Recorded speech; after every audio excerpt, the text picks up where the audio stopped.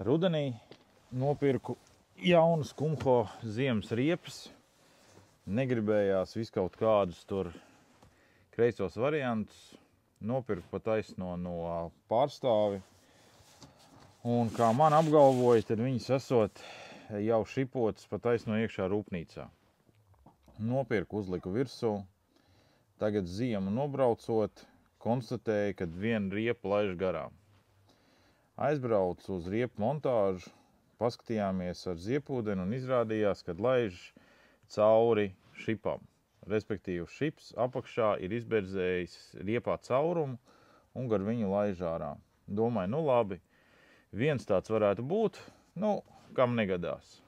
Uzlikām no iekšpuses ielāpu, bet meistars man pateica, ka tai riepai praktiski nav gumijas virsū. Pat taisno tiklīdz pieskārās klāt, lai bišķiņi nobarzētu nos, lai būtu kur pieķerties, ja? Tā uzreiz koordināts ārā.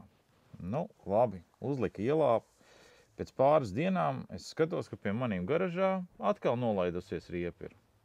Es pats uztaisīju mājās ziepjūdeni, uzlaidu virsū un skatos otrā pusē riepai tieši tāda pati problēma, arī gar šipu laiž ārā. Nu, protams, riepas ārā mest negribās. Un tā kā es dzīvoju mežā, tad nolēmu, nekas cits neatliek, kā plēst ārā šipus, lai saglabātu atlikušo riepas daļu.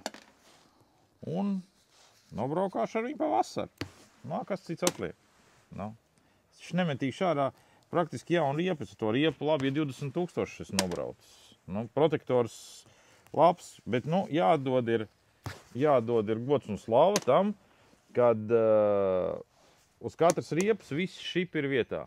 Tā ir skaitā, priekšējā, tur, kur viņi grozās, tā tālāk neviens šips nav izlidojis ārā. Bet, nu, Kumho riepas es vairāk nepirkšu, tas ir viennozīmīgi. Šis bija pirmais mēģinājums un, diemžēl, neveiksmīgs. Tā kā tāda pieredze.